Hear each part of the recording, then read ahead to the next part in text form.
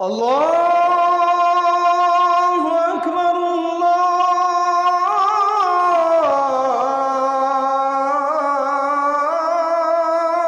আকবার। মানুষকে দিনে দুপুরে মেরে ফেলতেছে, আফসোসের ব্যাপার। আইয়ামে জাহিলিয়াত, নিকৃষ্ট কাফের বেঈমান যখন ছিল, জাহিলি সমাজ ছিল, তখনও আমরা কোনোদিন কোনো কিতাবে জাহিলি যুগের এমন কোনো ঘটনা শুনি নাই যে দিনের আলোতে পাথর মাইরা এইভাবে একজন মানুষকে দিনে দুপুরে এইভাবে মেরে ফেলে। এত বড় নিকৃষ্ট জানোয়ার পৃথিবীর ইতিহাসে আর কখনো হয় নাই। এত বড় জানোয়ার, এত বড় কুত্তা পৃথিবীতে আর কোনোদিন জন্ম নেয়। মানবতা কোথায় নেমে গেছে? হায় রে দল, হায় রে ক্ষমতা, হায় টাকা, হায় চাঁদা। ঢাকা এত দরকার হয়ে গেল।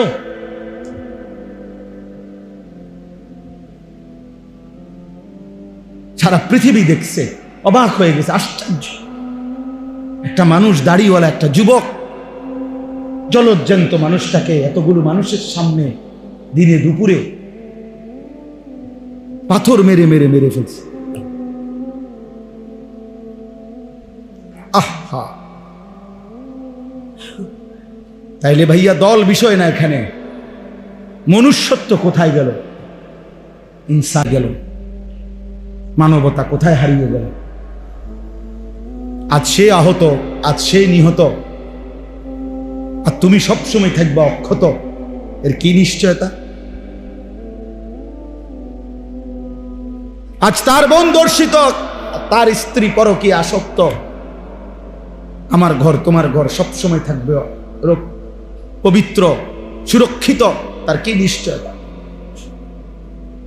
তার কি নিশ্চয়তা?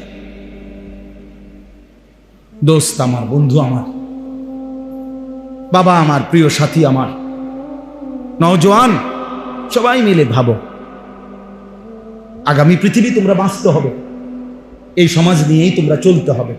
আরে তুমি থাকতে তো হইব, এই সমাজে বাঁচতে তো হইব। বাস্তবতা হলো নিজের ভাবনা, নিজের জন্য ফিকির করা উচিত সবচেয়ে বেশি। এক মানুষ গোটা পৃথিবীর জন্য চিন্তা করবে, ভালো কথা, কিন্তু নিজেকে না ভুলে, নিজেকে ভুলে যাওয়ার কোনো সুযোগ নেই। আমাদের সমাজে আমরা অনেক আছি এমন, যারা মানুষের কল্যাণে অনেক কাজ করে কিন্তু নিজেকে ভুলে থাকে। মনে করেন উনি বড় মাতব্বর, সর্দার, একেবারে না হয়তো 6 ঘন্টা লাগায়া, 8 ঘন্টা লাগায়া মেল দরবার করে সমাধা করে দিছে যে এই এক বিগত জায়গা রাস্তা বাইর করে দিছে। ভালো কথা, একটা ভালো কাজ। এই বাড়িওয়ালাদের একটা রাস্তার ব্যবস্থা হয়েছে, কিন্তু নিজের আসর, মাগরিব, এশা 3 ওয়াক্ত নামাজ 1 ওয়াক্ত পড়ে। এখন দেখতে তো মনে হইল ঠিক আছে, এটা ভালো কাজ, ওই মীমাংসা করে দিল, কিন্তু নামাজ, নিজের এই নামাজ, তাহলে এইটা বাদ দেওয়া, এটার কি যুক্তিকতা, কি কারণ? মানুষের কল্যাণ করতে গিয়ে নিজের আমল বাদ দেওয়ার অধিকার, অনুমতি কে দিল? এরকম অনেক অনেক যুবক ছেলে আছো তোমরা, দেখা গেছে এমনিতে যদি কল্যাণমূলক অনেক কাজ করতে বলা হয়, অনেক ছেলে পাওয়া যায়। মনে করেন এখানে বন্যার্ত মানুষ, ওদেরকে আমরা ত্রাণ দেব, সহযোগিতা করব, অনেক ছেলে পাওয়া যায়। খুব কষ্ট করছে মাশাআল্লাহ, একবারে হাঁটু পানিতে ডুবা, মানুষের কল্যাণে মানুষকে চাল ডাল বিভিন্ন জিনিস দিছে, কিন্তু নিজের বিষয়ে দেখবেন যে ফজর, জোহর, আসর, মাগরিব, ইশা 1 ওয়াক্ত নামাজও পড়ে। তাহলে এটা কি কি কারণ? এর যুক্তিকতাটা কি? এর পিছনে যুক্তিটা কি? যে আমি আমার নিজের ঈমান, নামাজ ভুলে গিয়ে, ছেড়ে দিয়ে এই মানুষের কল্যাণ, এই নামাজ ছেড়ে দেওয়ার যুক্তি, এর পিছনে কারণ অনেক উপার্জনকারী মানুষ যারা কামাই রোজগারি করে, সংসারের অভিভাবক বাবা, তো উনি দেখা গেছে রাত দিন মাথার ঘাম পায়ে ফেলে টাকা রোজগার করে, কষ্ট করে সন্তান স্ত্রী পরিজনের জন্য, ওদের মুখে একটু হাসি ফুটাবার জন্য, কিন্তু এত কষ্ট করে এই সংসারের জন্য, কিন্তু এর মধ্যে উপার্জনের মধ্যে হালাল হারাম, জায়েজ না জায়েজ, বৈধ অবৈধতার কোনো ধার ধারে না। এমনি তার মনে সান্ত্বনা যে সংসারের জন্যই সব করতেছি, সংসারের জন্য সুদ খাইতে আপনারে কে অনুমতি দিছে? সংসারের জন্য কিস্তি নিতে আপনারে অনুমতি দিছে কে? 12 লক্ষ টাকা সুদে কিস্তিতে নিয়া ছেলেকে বিদেশ পাঠাইতে আপনারে বলছে আল্লাহ? কথা বলেন না, রাসূলুল্লাহ সাল্লাল্লাহু আলাইহি সাল্লাম। তো এইটা আপনার উপরে, ছেলেকে সুদে কিস্তিতে টাকা নিয়ে বিদেশ পাঠানো বা রোজগারের ব্যবস্থা করে দেওয়া, এটা আপনার উপরে ফরজ, ওয়াজিব, সুন্নত, মুস্তাহাব, নফল। তো কি এটা তো কেউ বলে নাই, আপনি না রাষ্ট্র বলছে, না সমাজ বলছে, না আল্লাহ বলছে, না রাসূল বলছে। আপনি কেন করলেন? হালাল হারামের পার্থক্য কেন করলেন? সত্যিকার অর্থে বললে যদিও মনে কষ্ট যাবে, কিন্তু বাস্তবতা হলো এই হারাম নিয়ে যেই মা বাপ, যেই বাবা, যেই অভিভাবক সন্তানের উপার্জনের ব্যবস্থা করে, এ মূলত সন্তানের প্রতি মায়া না, এ নিজে হচ্ছে দুনিয়া লুবি, এ নিজে সম্পদ লুবি। এর হিসাব হইল আমি এখন 12 লাখ টাকা পুঁজি খাটাইতেছি, তে বিদেশ থেকে টাকা পাঠাবে 12 বছর 10 বছর, এবার আমার আসবে 1 কোটি টাকা, আমি বাড়ি করবো, বিল্ডিং করবো। এই হলো মূল, এই হলো মূল, আর কিছু না। আর যদি বলেন যে না হুজুর, সন্তানের কল্যাণের জন্যই আমি এটা করছি, তাহলে এটা কখনোই সন্তানের কল্যাণ হইতে পারে না। হারাম কখনো কল্যাণ না, নাজায়েজ কখনো কি হইতে পারে না, কল্যাণ হইতে পারে। কোনো হারামের মধ্যে কোনো কল্যাণ নাই, আল্লাহর নিষিদ্ধ কোনো বস্তুর মধ্যে কোনো কল্যাণ, কোনো কল্যাণ। আল্লাহ তাআলা যা নিষেধ করেছেন তা আল্লাহ তাআলা তার মধ্যে কোনো উপকারিতা আছে অথচ নিষেধ করছেন, এমনটা হতেই পারে না। ইন্নাল্লাহা লা ইয়াযলিমু মিসকালা যাররা, কোরআনুল কারীমের মধ্যে আছে। আল্লাহ তাআলা নিজে বলছেন যে নিশ্চয়ই আল্লাহ 1 বিন্দু 1 জাররা জুলুম করেন না। তাহলে আল্লাহ তাআলা জুলুম করতে পারে না, আল্লাহ তাআলা জুলুম করেন। এই জন্য দোস্ত, মূল বিষয় হলো, আমি প্রথমেই কথাটা বলতে চাচ্ছিলাম যে আমরা প্রত্যেকে এই ইসলাহি মজলিস, এই ছোট মাহফিল, যে বড় মাহফিল, প্যান্ডেলে মাহফিল, সিজনের মাহফিল যেটা হয়, এটার একটা উদ্দেশ্য থাকে এক ধরনের, আর এই ছোট মাহফিলের একটা ভিন্ন উদ্দেশ্য আছে আমার। এই জন্য আমরা এই পুরা বৃষ্টির মধ্যেও প্রতিদিন মাহফিলে যাই।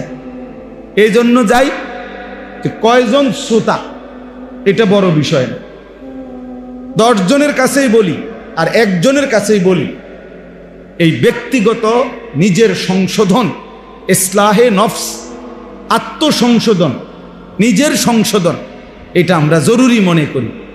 এই জন্য ভাবি যে যতভাবে হোক, যতবারে হোক, ছোট আকারে বড় আকারে, চলতে ফিরতে, উঠতে বসতে, রাস্তায় হাটে ঘাটে, মাঠে বাজারে, জীবন চলার পথে একজন দায়ী যে মানুষের কল্যাণের ফিকির করে, তার উচিত মানুষকে আল্লাহর দিকে ডাক, সারাক্ষণ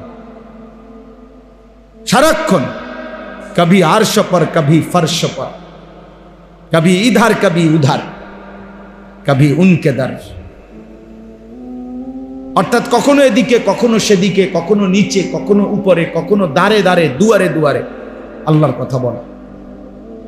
আমাদের নবী সাল্লাল্লাহু আলাইহি সাল্লাম সম্ভাবনার সুযোগ সব কাজে লাগাইছেন।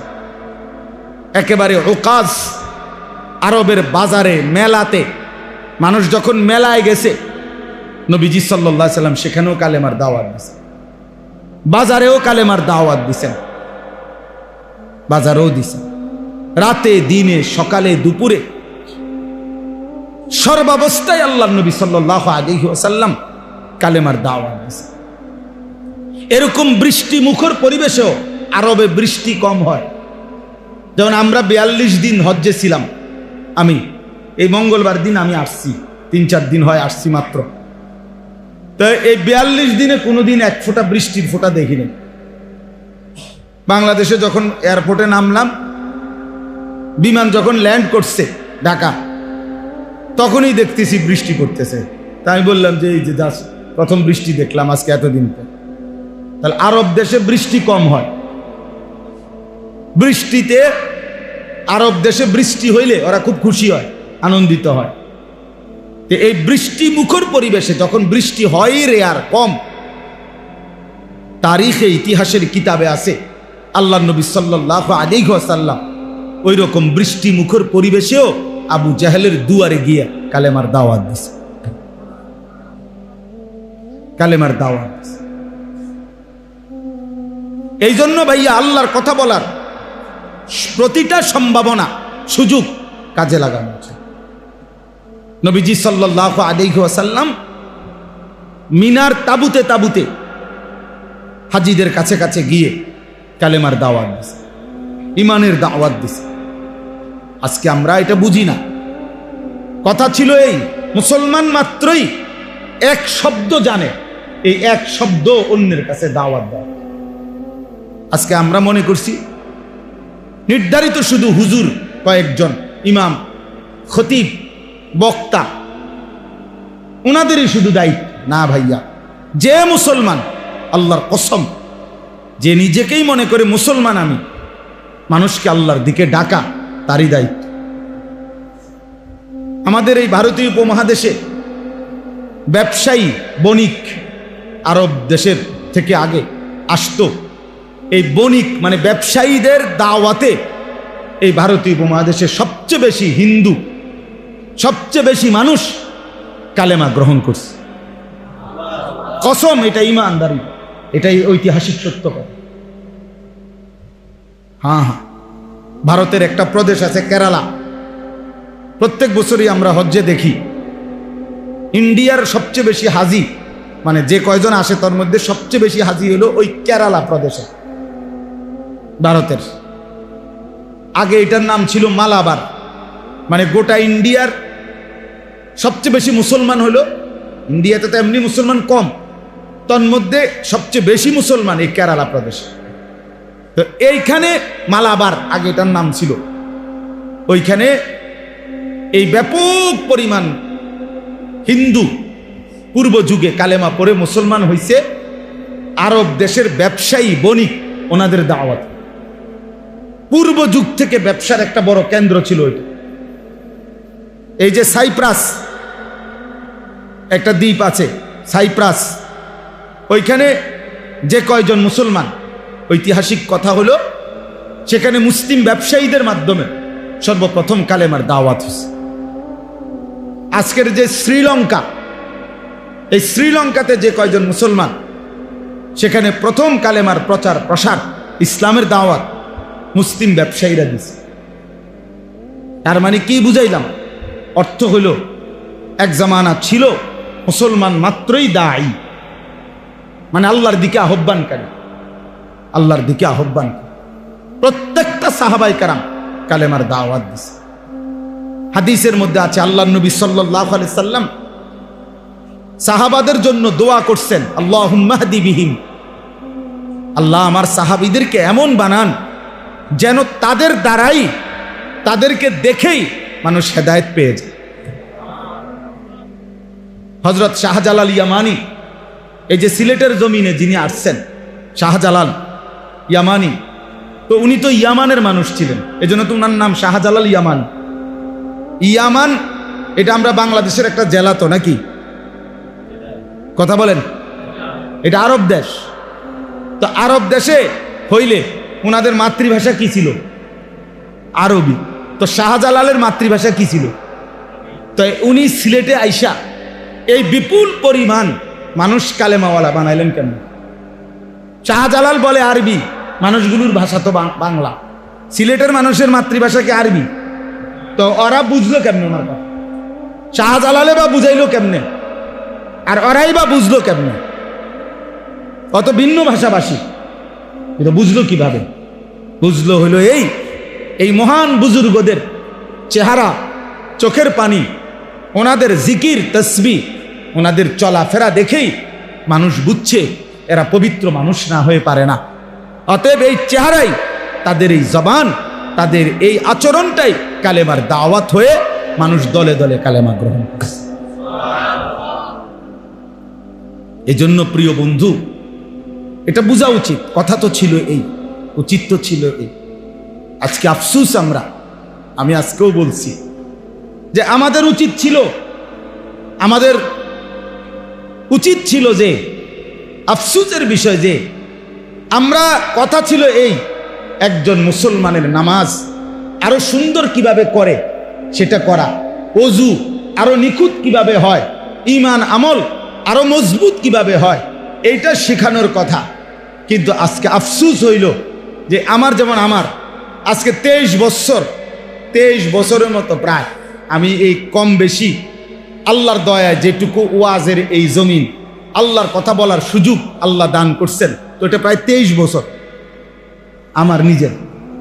এই 23 বছরের জীবনটায় আমার অভিজ্ঞতা হলো জীবনটা শেষ হয়ে গেল শুধু এই ওয়াজ করতে জায়গায় জায়গায় গিয়ে, যে হুজুর নামাজই পড়ে না, তো এই নামাজ যেন পড়ে এইটার ওয়াজ করে।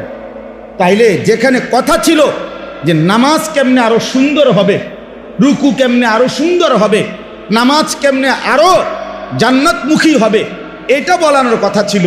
কিন্তু আজ উম্মতকে এখনো মুসলমানকে বুঝাইতে হচ্ছে রাত দিন যে ভাইয়া নামাজ পড়ো, নামাজ পড়ো, নামাজ পড়ো। এর চাইতে বড় আফসোস আর কি হইতে পারে? আজকে দোকানদারকে বলা হচ্ছে দোকান খোলো, দোকান খোলো, দোকান খোলো। চাকরিজীবীকে বলতে হচ্ছে অফিস করো, অফিস করো, অফিস করো। মুসলমানকে বলতে হচ্ছে রাত দিন যে নামাজ পড়ো, নামাজ পড়ো। এর চাইতে বড় আফসোস। তাহলে বাকিটা সুন্দর করবে কখন? বাকিটা ঠিক করবে কখন? মুসলমানকে বলতে হচ্ছে রাত দিন হালাল খাও, হালাল খাও, তো এখনো সে হালাল উপার্জন করবে এটাতেই রাজি না, তো হালাল শিখাবে কখন? তারা বলেন, শিখাবে কখন? নবী সাল্লাল্লাহু আলাইহি ওয়াসাল্লাম বলছে ঈমানের ৭৭টা শাখা। আল ঈমানু বিদউন ওয়া সাবউনা শু'বা, ৭০-এর চাইতে বেশি শাখা ঈমানের। তো এর মধ্যে একটা শাখা হলো লা ইলাহা ইল্লাল্লাহ মুহাম্মাদুর রাসূলুল্লাহ। এই কালেমার সাক্ষ্য দেওয়া, কালেমা পড়া, কালেমাটা বলা, এটা হলো একটা শাখা, একটা ডাল। তাহলে আরো ৭৬টা শাখা। তা আজকে উম্মতকে কালেমাটা কি, লা ইলাহা ইল্লাল্লাহর অর্থ কি, মর্ম কি, এটাই বুঝাইয়া পারলাম না, তো বাকি ৬৬টা ৭৬টা বাকি কখন বলবো? বলেন, কখন বলবো? আমি অনেক সময় আফসোস করে বলি, বুঝার জন্য শুধু বলতেছি। কারো কারো জীবনের 200 বছর চলে গেছে, হায়াতের লম্বা সময়, এখনো উম্মতের বহু মানুষের সিদ্ধান্ত এখনো বুঝা কুলাইতে পারছে না যে নবীজি কিসের তৈরি, নবী নূরের তৈরি না মাটির তৈরি, এটাই শেষ করতে পারছে না। তার নবীর গবেষণা করবে কখন, নবীজির জীবনের উপরে আমল করবে কখন, নবীজির অনুসরণ করবে কখন, কি দিয়া বানাইছে এটাই তো শেষ হচ্ছে। বুঝেন নাই হিসাবটা? এখন এটাই তো শেষ হয়। আহা, রাসূলুল্লাহ সাল্লাল্লাহু আলাইহি সাল্লামের তাইলে 23 বছরের মেহনত বুঝবো কোন দিন? ওরে ভাই কি হলো, তুমি খটো খটো করো, রাখো বাবা, রাখো, এর উপর একটা দাও এইখানে। হ্যাঁ বুঝছি, আমরা আপনার গায়ে লাগবে। তাহলে ইনসাফের করে ভেবে দেখেন, ইনসাফ করে ভেবে দেখেন। এই জন্য ভাইয়া অনেক গরম, আমি সবার কাছে অনুরোধ করতেছি, নওজোয়ান ছেলে তোমাদেরকেও বলা উচিত, ভাইয়া দিবানিশি আমরা বলতেছি, চেষ্টা করতেছি, আমরা ভাবাইতে চাচ্ছি। তোমাদের কাছে অনুরোধ, প্রিয় ভাই, স্বার্থপর এই দুনিয়া কাউরে মনে রাখে না। স্বার্থপর এই দুনিয়া কারো জন্যই থেমে থাকে। সত্যি কথা, কসম আল্লাহ, তোমার ভালো যদি তুমি না বুঝো, কেউ তোমারে মনে রাখবে না। তোমার জন্য ভাববার কারো সময় নেই, সবাই ব্যস্ত, সবার কাজের অভাব নাই কারো। ভালো হোক মন্দ হোক, যৌক্তিক হোক অযৌক্তিক হোক, প্রয়োজনীয় হোক অপ্রয়োজনীয় হোক, বর্তমানে এমন একটা সময় যে সবাই ব্যস্ত, সবাই ব্যস্ত। আজকে সকালবেলা আমি ফজরের নামাজের একটু পরে আমার মেয়ের মাদ্রাসায় গেছি। তো আসার সময় দেখছি যে একটা হাইয়েস আর ট্রাক মুখোমুখি অ্যাক্সিডেন্ট করছে, গাড়ি আটকায় গেছে। তো হাইয়েস গাড়িটার এই মাইক্রোটার ড্রাইভার একদম ভিতরে ঢুকে গেছে। অনেক কষ্টে ভাইয়া ভুইয়া যখন তারে বের করছে, কিছুক্ষণ পরে বেচারা মারা গেছে। জীবন্ত মানুষ, জলজ্জান্ত মানুষ গাড়িটা চালাচ্ছিল, এমন মানুষটা মরে গেছে। আমার বলার বিষয় হলো, আমি তাকায়া দেখলাম জ্যামের কারণে গাড়ি আটকায় আছে।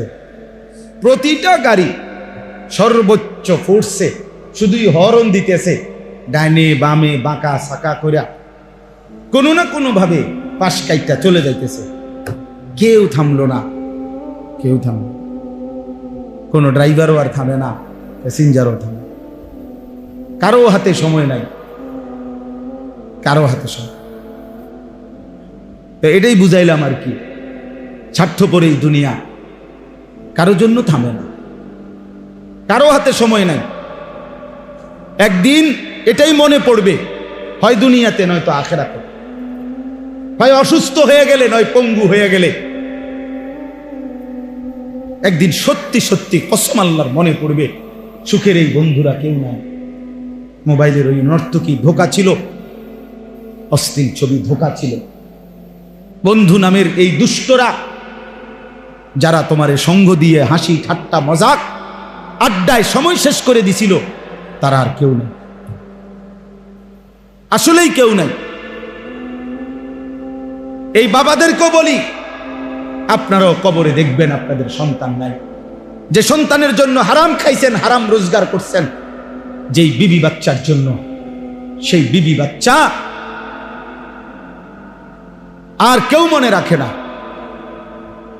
কেউ মনে রাখে না। আপনারা শুধু কাউরে একক লজ্জা দেওয়ার জন্য বলতেছি না, একক শরম দেওয়ার জন্য বলতেছি না, শুধু বুঝাইতে চাচ্ছি, শুধু এই কয়দিনের, এই গত 2-3 মাসের মধ্যে প্রতিদিন আমার মনে হইতেছে আমার দেশের মানুষ খুব বেশি অসহিষ্ণু, খুব বেশি অস্থির। কেউ যেন কারো নিয়ন্ত্রণে নাই, প্রত্যেকেই হত্যা, খুন, ধর্ষণ, পরকীয়া মনে হয় যেন একেবারে খোলামেলা প্রকাশ্যে শুরু হয়েছে।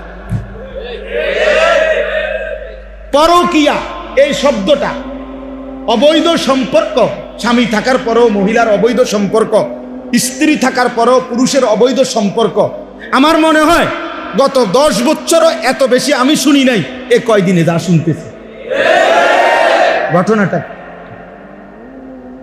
ঘটনাটা কি?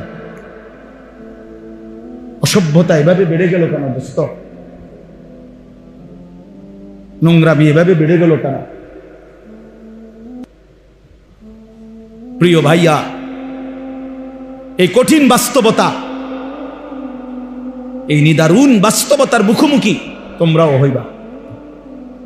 কোন সমাজে যদি জেনা ব্যভিচার হয়, বেড়ে যায়, খোদার কসম, তো ওই সমাজের সকল পরিবারই অরক্ষিত হয়ে যায়। কারোই তখন ইজ্জতের নিরাপত্তা থাকে না, কারোই থাকে না, কারোই থাকে না। এই জন্য আমরা ভাবা উচিত, মানুষ, চলজ্জান্ত মানুষ পিটাইয়া মানুষকে দিনে দুপুরে মেরে ফেলতেছে। আফসোসের ব্যাপার।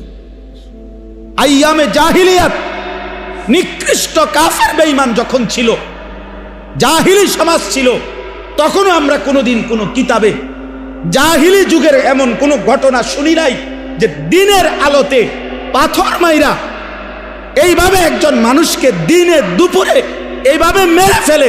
এত বড় নিকৃষ্ট জানোয়ার পৃথিবীর ইতিহাসে আর কখনো হয় নাই।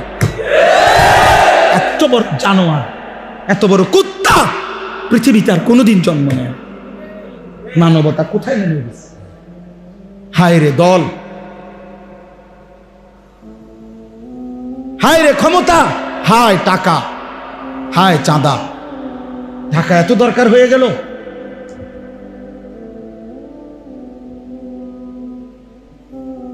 সারা পৃথিবী দেখছে, অবাক হয়ে গেছে, আশ্চর্য। একটা মানুষ, দাড়িওয়ালা একটা যুবক, জলজ্জান্ত মানুষটাকে এতগুলো মানুষের সামনে দিনে দুপুরে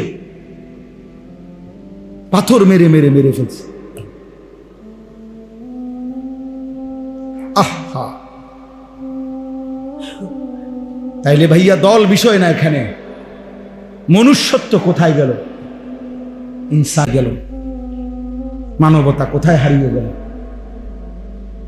আজ সে আহত, আজ সে নিহত, আর তুমি সবসময় থাকবা অক্ষত। এর কি নিশ্চয়তা? আজ তার বোন দর্শিত, তার স্ত্রী পরকীয়া আসক্ত, আমার ঘর তোমার ঘর সবসময় থাকবে পবিত্র, সুরক্ষিত। তার কি নিশ্চয়তা? তার কি নিশ্চয়তা? দোস্ত আমার, বন্ধু আমার, বাবা আমার, প্রিয় সাথী আমার, নওজোয়ান, সবাই মিলে ভাবো, আগামী পৃথিবী তোমরা বাঁচতে হবে, এই সমাজ নিয়েই তোমরা চলতে হবে। আরে তুমি থাকতে তো হইব, এই সমাজে বাঁচতে তো হইব। তুমি তো সম্পূর্ণ নিজেকে আলাদা করলে জীবন চলবে না। সমাজবদ্ধ মানুষ না থাকলে মানুষের জীবন চলবে না, কারণ একা মানুষ সব কাজ সমাধা করতে পারে না। আমি চলতে হইলে আমার ড্রাইভার লাগবেই,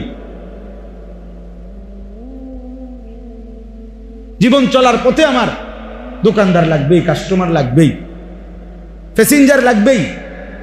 সমাজের মানুষ যদি কেউ উপার্জন না করে, কেউ কৃষি না করে, বিভিন্ন রকমের কাজে যদি বিভিন্ন জন জুড়ে না থাকে, একটা সমাজ অচল হয়ে যাবে। তাইলে এই সমাজ আমরা বাঁচতে হবে, এখানে আমরা বড় হইতে হবে, এখানে আমাদের সন্তানরা বড় হবে, এখানে তোমরাও আগামী দিনে যে কয়জন ছেলে বসছো, বাবা তোমাদের কাছে অনুরোধ করি, প্রিয় ভাই, তুমি একা হইলেও ভাইব্য আমার এই কথাটা, তুমি তো এই সমাজ থেকে আলাদা না। তাইলে এই সমাজের চারদিকে যদি ছেলে পেলে, নারী পুরুষ, যুবক যুবতী সবাই যদি এরকম অসভ্যপনা, বেহায়াপনা, অস্থির হয়ে আর তোমরা মজা পাও, সবাই যদি যার যার জায়গায় খুশি হও যে মা সবাই মিলে দেখতেছ একে অপরের চেহারা, নামাজ নাই, সেজদা নাই, আল্লাহ নাই, খুদা নাই, পর্দা নাই, পুশিদা নাই, তো প্রিয় ভাই আগামী পৃথিবীতে তোমরা চলবা কেমনে? তোমরা বাঁচবা কেমনে? কেমনে বললে বুঝবে? কি ভাষায় বললে বুঝবে? কি ভাষায়? এখানে যারা বাবা, তাদের সন্তানে 9 বছরের বাচ্চার যদি নিরাপত্তা না থাকে, আমার সমাজ কোথায়? বলে 9 বছরের বাচ্চার যদি নিরাপত্তা না থাকে, তাকে যদি এত বড় জুলুমের শিকার হইতে হয়, আমার সমাজ কোথায় নেমে গেছে? বলে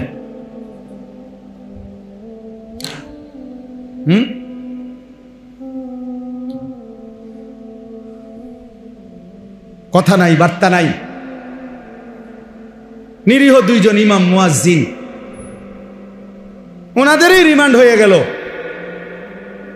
বাকি ঘটনা সব আড়াল হয়ে গেল। বুঝেন না?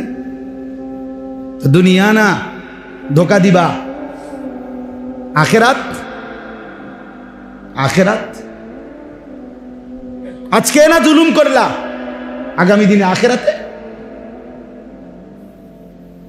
আখেরাতে আড়াল করবে কে? এই জন্য আমি আমার কথা এতটুকুই, প্রত্যেকের কাছে ছেলেরা বাবারা নিজের দিকে আরেকটু যত্নবান হও। ছেলেরা তোমরাও বাবা আরেকটু যত্নবান হও। এতটা বেনামাজি জিন্দেগি ভালো না, এতটা চরিত্রহীন জীবন প্রিয় ভাই ভালো না। এত নারী, এত ছবি, এত উলঙ্গ দৃশ্য, এত বেহায়াপনা প্রিয় ভাইয়া সুখ আনবে না, স্বস্তি আনবে না, তৃপ্তি আনবে না। দিনের পর দিন তোমাদের অনেক ছেলে কোনো দিন 5 ওয়াক্ত নামাজ পড়ো না, মুসলমানের বাচ্চা হয়ে প্রিয় সন্তান, এত মন্দ হওয়ার কথা না। এভাবে আল্লাহকে ভোলা ঠিক না, এভাবে আল্লাহর নাফরমানি করা উচিত না। আখেরাত তো পরের কথা, দুনিয়াতে তো শান্তি থাকা দরকার, দুনিয়াতে তো দরকার। কোরআনুল কারীমের মধ্যে আছে, আল্লাহ তাআলা বলেন, অমিনহুম মান ইয়াকুলু রব্বানা আতিনা ফিদ দুনিয়া হাসানা ওয়া ফিল আখিরাতি হাসানা ওয়া কিনা আযাবান নার। আল্লাহ বলেন আমার প্রিয় বান্দা তারা বলে, আল্লাহ আমাকে দুনিয়া সবটা দিয়েন না, আমাকে ওইটুকু দুনিয়া দেন যেটুকু হাসানা, যেটুকু পবিত্র, যেটা হালাল, যেটা বৈধ, যেটা উত্তম, যেটা আপনার মর্জি মতো, আমাকে সেই দুনিয়া দেন।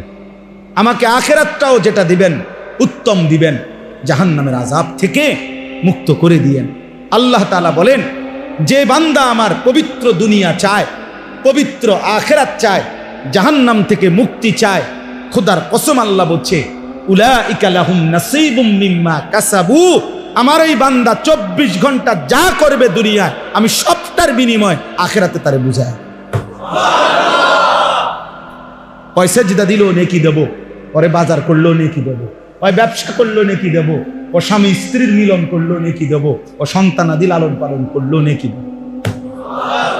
উলাইকা লাহুম নাসীবুম মিম্মা কাসাবু, সে যা অর্জন করবে আমি সবটার প্রতিদান দেব। কারণ সে আমার কাছে চাইছে, ব্যবসা হোক, বাজার হোক, সংসার হোক, স্ত্রী হোক, সন্তান হোক, জীবনে আমার কাছে সে পবিত্রতা চাইছে, হালাল চাইছে, হালাল চাইছে। ফামিনান নাসি মান ইয়াকুলু রব্বানা আতিনা ফিদ দুনিয়া ওয়া মা লাহু ফিল আখিরাতি মিন খালাক। রব্বুল আলামিন বলেন, আর যেই মানুষটা বলে যে আল্লাহ আমারে যা দিবেন শুধু দুনিয়ায় দেন। অনেক মানুষ যে শুধু দুনিয়াই চায়, হালাল হারামের দরকার নেই। হুজুর 100 টাকা দিছি, দোয়া করে দেন আমার ব্যবসাটার মধ্যে আল্লাহ যেন বরকত দেয়। এখন ব্যবসার পদ্ধতি কি হালাল না হারাম? পণ্যটা কি হালাল না হারাম? বেচা কিনার সিস্টেমটা কি হালাল না হারাম? মালিকের লগে, কোম্পানির লগে চুক্তি যে হইতেছে, টাকা যে সুদ করতেছে, কোনটা হালাল কোনটা হারাম এর কোনো চিন্তাও নাই, বাস বিচারের কোনো খবরও নাই, শরীয়ত মাসআলা জানার কোনো প্রয়োজনও নাই। শুধু দাবি একটাই, হুজুর দোয়া করে দেন আমি যেমনে ব্যবসা করতেছি আল্লাহ যেন আমার এমনি বরকত দিয়ে দেন। শেষ করে আমনে তো হালাল হারাম তো আইয়েন না, আমার কি দরকার? লাভ দরকার, লাভ দরকার। হুজুর আপনার 100 টাকা দিলাম, আপনি আল্লাহরে বলে দেন 100 টাকা দিয়া আল্লাহ যেন আমার ব্যবসার মধ্যে কি দিয়া দেন? বরকত। আমাদের একজন বড় বুজুর্গ আছেন ঢাকার, হযরত মাওলানা আবুল বাশার সাইফুল ইসলাম, অনেক বড় বড় আলেম। হুজুর একদিন বলছিলেন যে শোনেন, যে পরিমাণ ব্যবসায়ী হুজুরদের কাছে তাবিজের জন্য যায়, ব্যবসায়ীরা, হুজুর এমন কোনো কাগজ, এমন কিছু লেখা টাকা লেখা দেন লাল কালি দিয়া, যেটা দোকানের মধ্যে ঝুলাইয়া রাখবো যাতে করে কাস্টমার আইয়ে বরকত হয় ব্যবসায়। এরকম বহু দোকানে দেখবেন চারিদিকে কাগজ ঝুলানো, লেখা বিভিন্ন রকমের কাগজ, তাবিজ। তাবিজের জন্য, ব্যবসার বরকতের জন্য যে পরিমাণ হুজুরের কাছে গেছে, আলেমের কাছে, তার 100 ভাগের 1000 ভাগের 1 ভাগও একটা শরীয়তের মাসআলা যে এটা হালাল না হারাম, এই পদ্ধতিটা আমার এটা জানার জন্য 1000 ভাগের 1 ভাগও যায়। বুঝেন নাই কথা? কোম্পানি বলে দিছে টার্গেট পুরা করতে পারলে 3 দিনের কক্সবাজার ট্যুর। বাহ, টার্গেট ফিল আপ করে দিছে, কক্সবাজার আমার একদিন একজনের কিছু দোয়া করেন, দোয়া করতাম হাতে লাগে কক্সবাজার 3 দিনের জন্য কোম্পানির থেকে যাইতেছে। আমি কই বেড়া বেড়ি এক লগে নি, কহ হুজুর এক লগে। আমি তো কিতে দোয়া করতাম, আমরা যাতে ভালো করে নাচতেন পারেন নাকি, কি দোয়াটা কি করতাম? তোর কক্সবাজারের উপরে কি গজব করতো না তোর মাথা ফাটা করতো? কি দোয়া করতো আপনি বলেন না? তার লাগে কি দোয়া করতো? হয়তো কক্সবাজার যা দোয়া করতো, বুঝলেন না? আহা, মানে হালাল না হারাম এত কিছুর দরকার নেই, দোয়া করে দেন আমার দুনিয়া দরকার, আমার দুনিয়া দরকার। রব্বানা আতিনা ফিদ দুনিয়া, আল্লাহ দুনিয়াই দেন শুধু, আর কিছু লাগবে না। ওমা লাহু ফিল আখিরাতি মিন খালাক।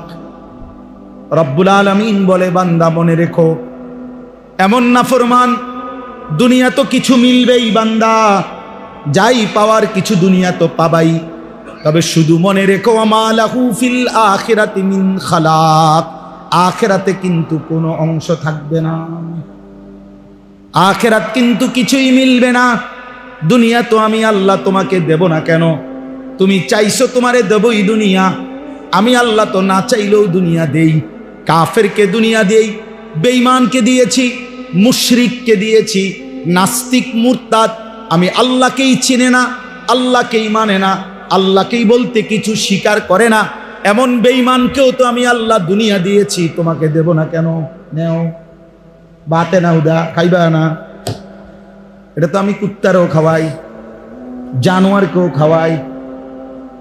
হ্যাঁ, দুনিয়া তো আমি জানোয়ারকেও দেই, বেটা তোরে দিতাম না, যা নে বেটা, আর কি তা বাতে না দুর্গা, আর কি খাবিয়ে না? বিল্ডিং, আরে বিল্ডিং তো ইউরোপ আমেরিকার মধ্যে কুকুর শুকর ওরা যেখানে ফার্মে পালে কুত্তা শুকর, ওইগুলোও তো বিল্ডিং এ থাকে, এসি রুমে থাকে। তো কি হইছে এত? হইছেটা কি বেটা? এসি গাড়ি, এত তো জানোয়ারও চলে ইউরোপের মধ্যে।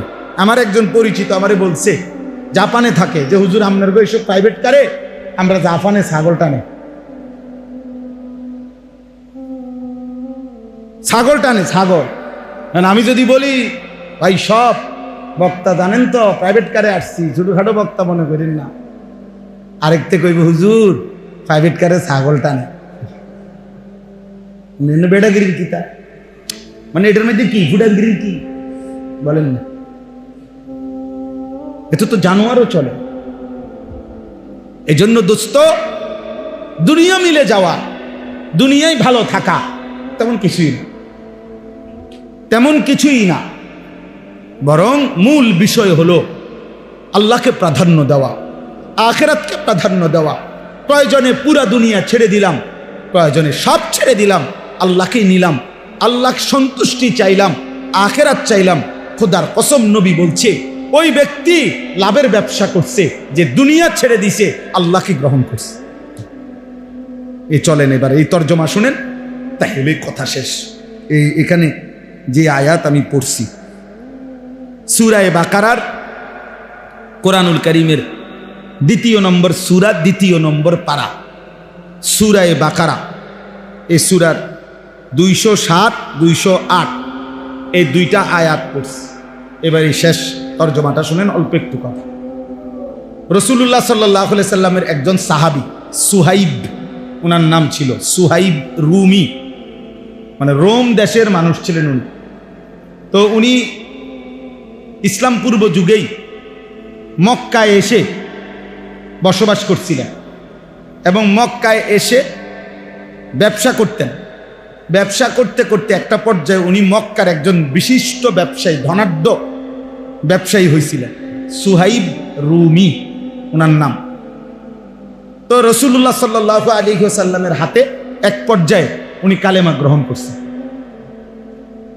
নবীজি সাল্লাল্লাহু আলাইহি সাল্লাম যখন মক্কা থেকে হিজরত করে মদিনায় গেছেন, তো আরো অন্যান্য সাহাবীরাও ধীরে ধীরে আগে পিছে, কেউ আগে কেউ পরে, ওনারাও ধীরে ধীরে মদিনায় হিজরত করে করে রাসূলুল্লাহ সাল্লাল্লাহু আলাইহি সাল্লামের কাছে চলে গেছেন। তো নবীজি সাল্লাল্লাহু আলাইহি সাল্লাম যাওয়ার পরে কিছুদিন পরে যারা গেছে নবীজির কাছে মদিনায় মক্কা ছেড়ে, এর মধ্যে উনি একজন। এই সুহাইব রুমি, অর্থাৎ উনিও হিজরত করে মদিনায় গেছেন নবীজির হিজরতের পরে, মানে নবীজি তখন চলে গেছে মদিনায়, এর পরে গেছে।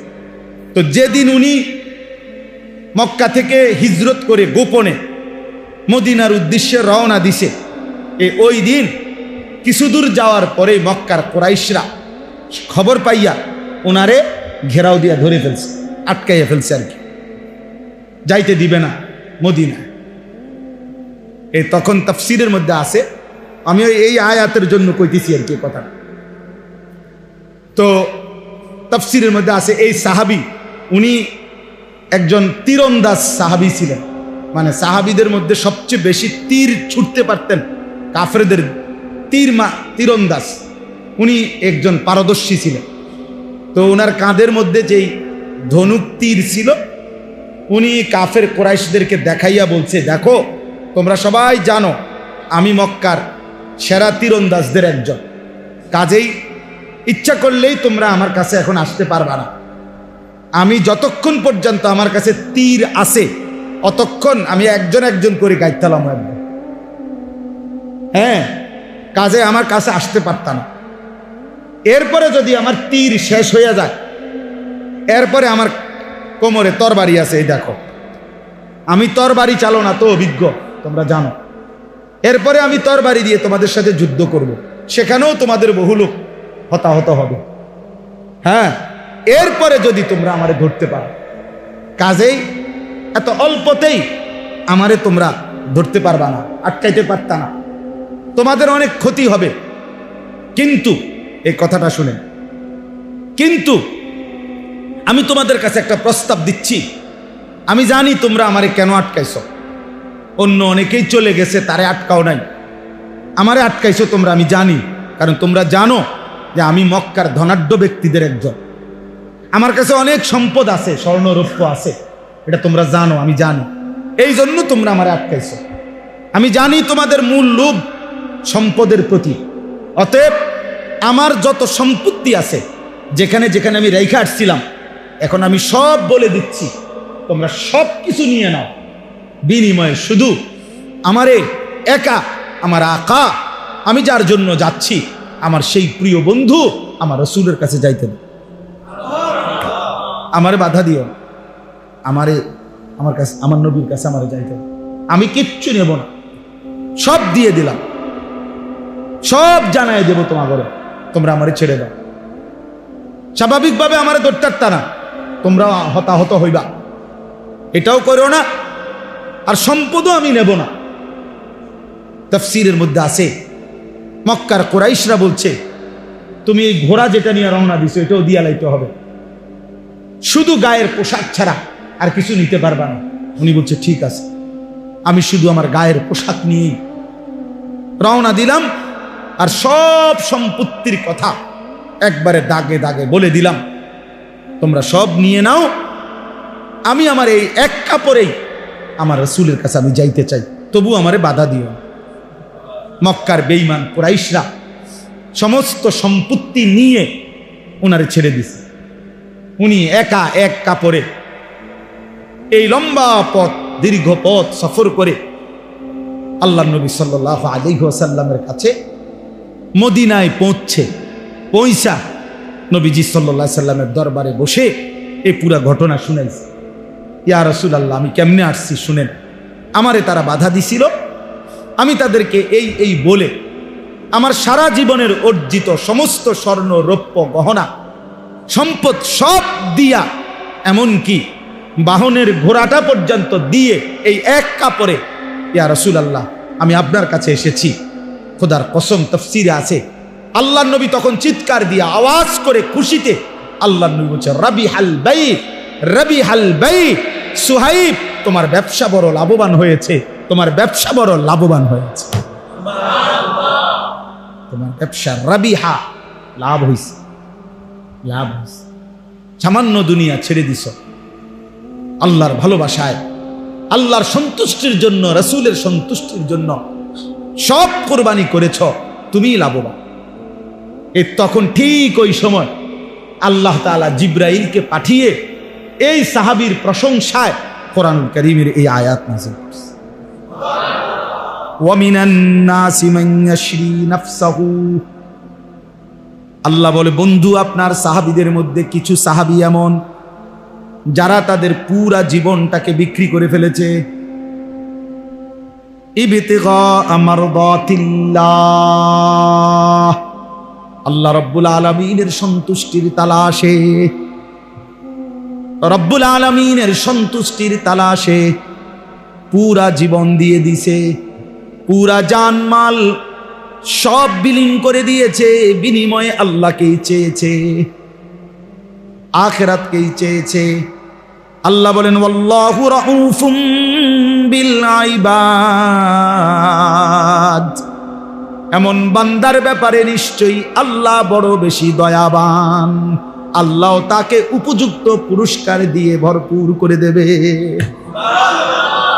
আপনি ঘাবড়ায়েন, ওরে বলে দেন আমি আল্লাহ ওরে সন্তুষ্ট করে। কোরআন শরীফে আছে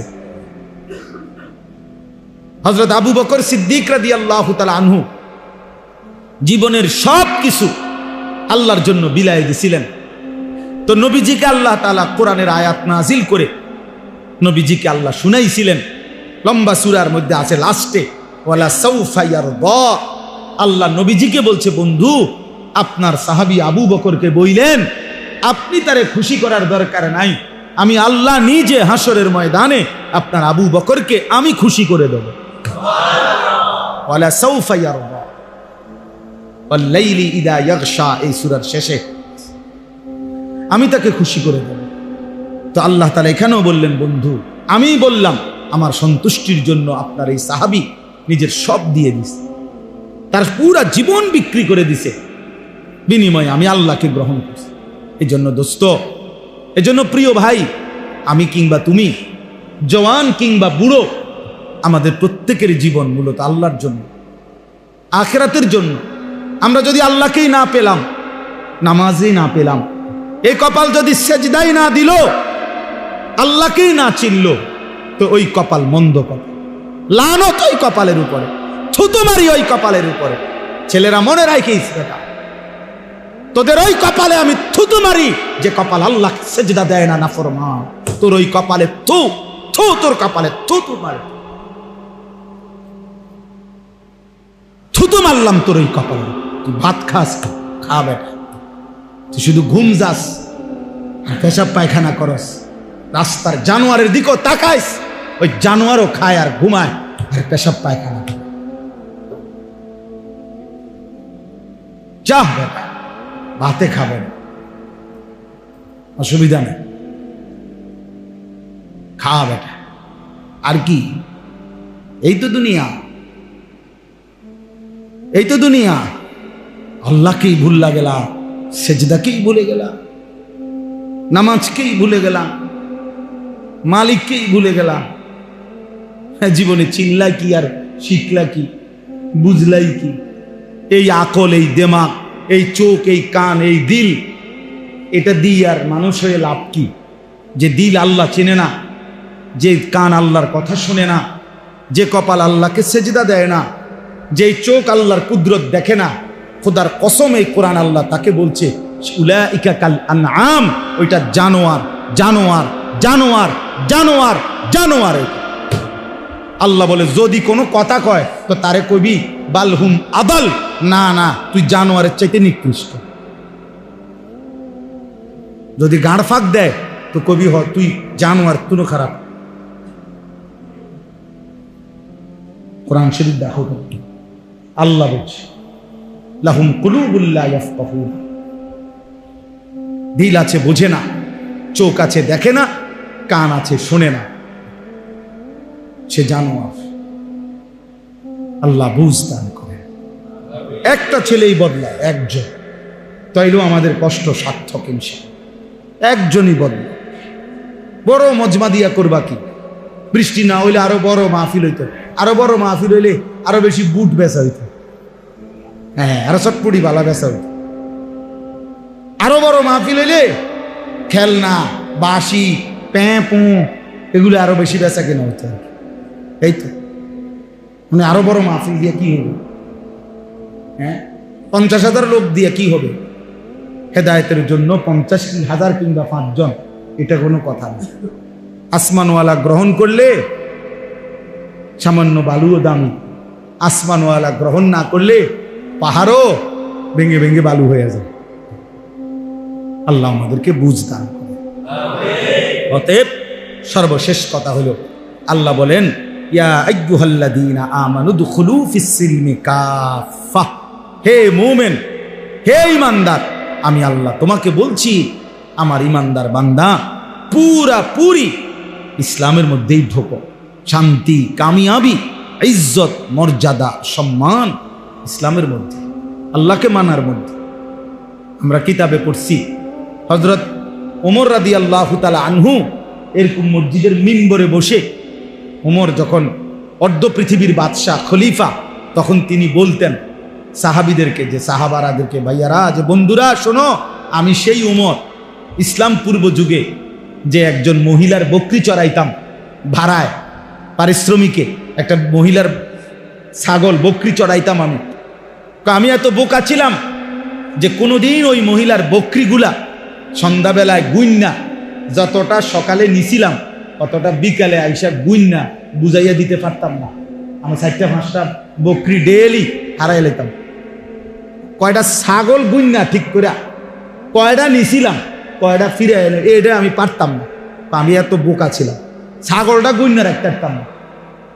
আমি সেই ওমর, ইসলাম আমাকে এতটা ইজ্জত দিছে, আজ আমি আধা জাহানের বাদশাহী করি। যে কয়টা ছাগল ঠিক রাখতে পারতাম না, সে আজকে অর্ধ পৃথিবী বাদশাহী। তিনি বলছেন, ইসলাম আমাকে দামি বানাইছে, রাসূলের অনুসরণ আমাকে দামি বানাইছে, নয়তো আমি সেই মক্কার মহিলার বকরি চড়ানো রাখালি থাকতাম, অখ্যাতই থাকতাম। আজ ইসলাম আমাকে দামি বানাইছে,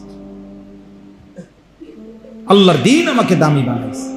এজন্য আল্লাহ বলছে, পুরা ইসলামে ঢোকো, আল্লাহকে মানো, দ্বীন মানো। এজন্য ছেলেরা নামাজ পড়ো, ছেলেরা আখলাক সুন্দর করো, বাবারা হালাল উপার্জন করেন, হারাম রোজগার করেন না। বুড়া মিয়ারা শেষ বয়সটা বিড়ি, সিগারেট, সাদওয়ানের গপ আর বন্স বিড়িতে শেষ করেন না, আল্লাহর জিকিরে শেষ করেন, আল্লাহকে ডেকে শেষ করেন হায়াত। ওয়ালা তাত্তাবিউ খুতুওয়াতিশ শাইতান। আল্লাহ তাআলা বলেন, কোনোভাবেই শয়তানের পথ, শয়তানের কদম অনুসরণ করো না। প্রতিটা গুনাই শয়তানের পথ, সেখানে যেও না। ইন্নাহু লাকুম আদুউম মুবিন। নিশ্চয়ই শয়তান তোমাদের প্রকাশ্য শত্রু। অর্থাৎ শয়তানকে যদিও দেখা যায় না, প্রত্যেকটা গুনাই শয়তান, প্রত্যেকটা নাফরমানি, প্রত্যেকটা মন্দ চিন্তা, এটাই শয়তান। কাজে এটা স্পষ্ট, শয়তান কোনটা, যেটা গুনাহ এটাই শয়তান, যেটা গুনাহ এটাই কি শয়তান। এই জন্য আল্লাহ বলছে, নিশ্চয়ই শয়তান প্রকাশ্য শত্রু। মানে যদিও শয়তান আমাদের কাছে মনে হয় সে তো দেখি না আমি, না না, প্রতিটা গুনাই এটা কি শয়তান, এটা তো প্রকাশ্যই। এই জন্য ভিন নারীর হাসি, এটা প্রকাশ্য দেখা যায়, এইটাই শয়তান। হারাম ছবি, এটাই শয়তান। তোমার অসৎ বন্ধু যে তোমারে নারী ছবি, অশ্লীল দৃশ্য দেখায়, আল্লাহর কথা ভুলায় দেয়, ওইটা বন্ধু না, এটাই শয়তান, এটাই শয়তান। এর উপরেই শয়তান সওয়ার হয়েছে। মানুষ যেরকম যারা জিনের সালাম দেয়, তারা কোনো মানুষের উপরে জিন আনে। অনেক জিন সালাম দেয় না, অনেকে আলগা জিন আইয়ে না, জিন কোনো একটা কিসের উপরে আসে, মানুষের উপরে আসে। তাদের এরকম কোনো মানুষের উপরে তারা কি আনে, কথা বলে মনে হয় যেন হেইতে, আসলে না, জিনে কথা, জিনে কথা বলে। এই জন্য আল্লাহ তাআলা বলছে, নিশ্চয় শয়তান প্রকাশ্য শত্রু। আল্লাহ আমাদের সবাইকে শয়তানের কুমন্ত্রণা থেকে হেফাজত করুন।